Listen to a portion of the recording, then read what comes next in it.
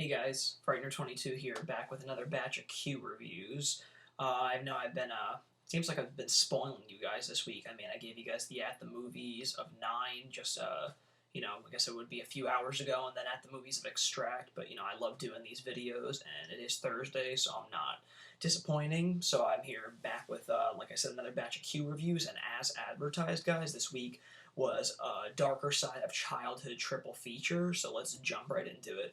The first film that I got this week was 1983's Something Wicked This Way Comes, and the description goes a little something like this. When a traveling carnival comes to a small town, the proprietor, Mr. Dark, played by Jonathan Pryce, promises to make residents' dreams come true, but the price turns out to be steep, as those dreams slowly spiral into a nightmare. Now two boys, played by Vidal Peterson and Sean Carson, must try to fight the sinister force infesting the town. Based on a Ray Bradbury novel, the surreal psychological thriller co-stars Jason Robards, Diane Ladd, and Pam Grier.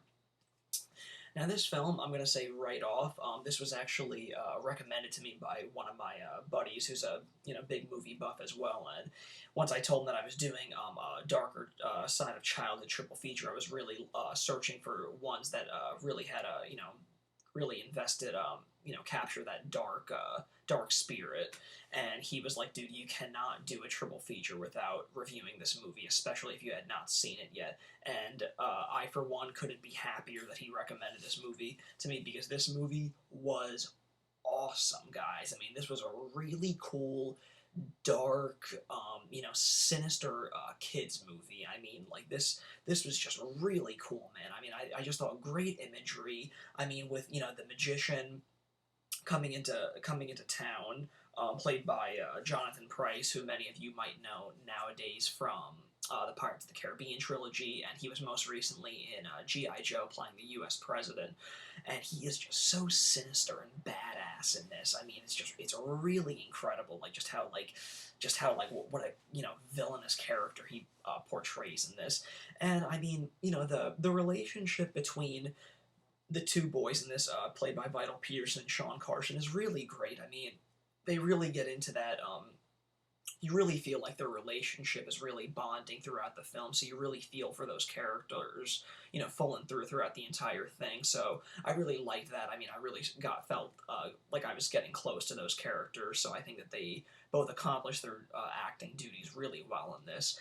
And as far as the father figure, who is the father to one of the boys in this, is played by Jason Robards, and he's phenomenal in this. I mean, he is really great. I mean, I had, before seeing this, I only recall Jason Robards really from Philadelphia and Magnolia. So, I mean, it was really great to see him in a dark Disney film like this, playing the character that he did, because he was a really heartwarming guy that just really wanted to connect with his son, but just didn't feel like he could anymore due to his increasing age that he felt. So, I mean, with this film, all the fun and delightful, darkness that it has, it's just a really wildly imaginative film. And I mean, if you guys have not seen this film, I don't know what you're waiting for. I can't believe I waited as long as I did to hear about this and actually see this. So, I mean, that said, I have to say, this overall, this film is just really great. And something to note, the director of this, Jack Clayton, you would think that, a film like this made by Disney, that he would have probably gone on to do bigger and better things, but evidently, as it turns out, throughout his whole career, he only really did 9 feature-length films, and really ended his career off with doing a TV movie of some sort. So it's really interesting how some people's careers can really take off after doing a Disney movie, and others, not so much. But like I said, this film was really spot on and really great. I enjoyed it thoroughly. So, as always, using the Netflix star system, I'd have to give this 4 out of 5 stars. Just a terrific film.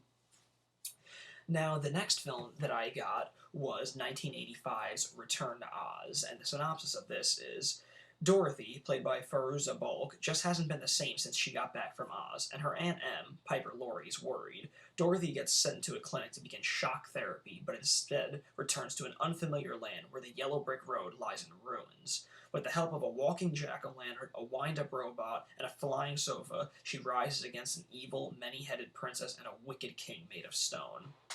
Now, this was another film that I had never seen before. And the thing that really began my my curiosity about is when I was at a recent Monster Mania convention in Cherry Hill, New Jersey, and Fairuza Balk was there, and I passed her up, although I did like her performance in The Craft. I passed her up, but I kept seeing 8x10s and pictures of A Return to Oz, and I was like, that's funny. I was like, what did she play in that? My friend told me she had played Dorothy in that film, so I was like, really? I was like, and it's a sequel to Wizard of Oz? I was like, that's really interesting.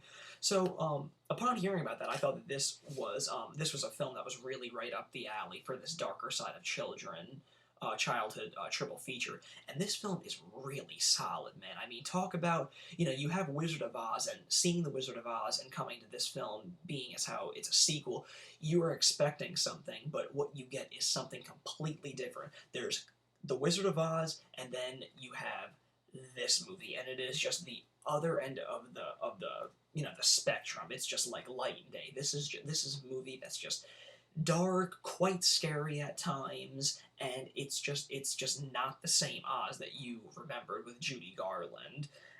This film was just really, again, really wildly imaginative, much like Something Wicked This Way Comes. And I have to say, I mean, the set design in this film was really incredible. I mean, whoever was the production designer on this, I give them incredible props, because, I mean, the Oz that this man created was really incredible, and the direction was really spot on. I mean, again, just to reiterate, this is a sequel to The Wizard of Oz, but I have to say a note to a lot of people, because as much as it is hip and cool today to remake or reinvent or reimagine or whatever bullshit term they want to use this week, this film is definitely a film that people in Hollywood should really take note, because if you want to remake and reimagine something, especially as something as classic as The Wizard of Oz or any other classic property that they have in the pipeline, a lot of people should really start to take note of this film, because what this film did is exactly what a lot of people in Hollywood are trying to do.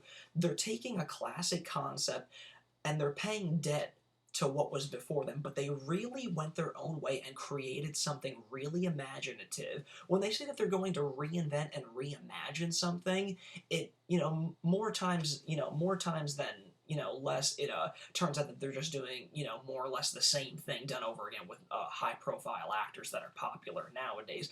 But this is a film that a lot of people should take note to, because they really did take the concept of taking something old but really injecting new life into it. Now, again, like I said, this is a sequel, but there are just a lot of things to take note on in this film, and it's really incredible. I mean, the performance by Fairuza Balk, I thought, was really phenomenal. She really inhabited that sweet and innocent, but, slightly, I don't know how to put it, slightly creepy.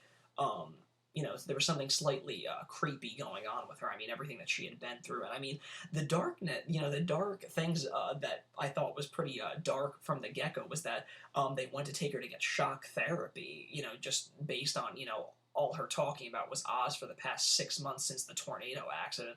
And I found that to be really dark before she even got to Oz. So I thought right from there, I thought this film is doing something really unique and, just really interesting take on it. So, like I said, I mean, paying debt to a classic, but then incorporating something new to it by giving her all these new characters. If you guys can see that on the disc, all these new characters that she encounters, like Jack Pumpkinhead and TikTok, and even this hen that takes the place of Toto. Just really, really interesting and really just really unique. I mean, that's what you call somebody, using their creativeness and talent, and injecting something new, bringing something really fascinating to audiences. So I thought this movie was really spot on. If you guys have not seen this, definitely give this one a try. Again, using the Netflix star system, I'd have to give this 4 out of 5 stars. I really enjoyed this. And something interesting to note, I mean, the director, Walter Murch, actually, this was his only film that he's ever directed. And although he has been an accomplished editor, this was the only film he ever directed. So, interesting to hear. Again, it seems I'm running over time, so I'm going to have to go to a part 2 of this video. So, for you guys to hear my thoughts on the Garbage Pail Kids movie, tune into part 2. Thanks for tuning in.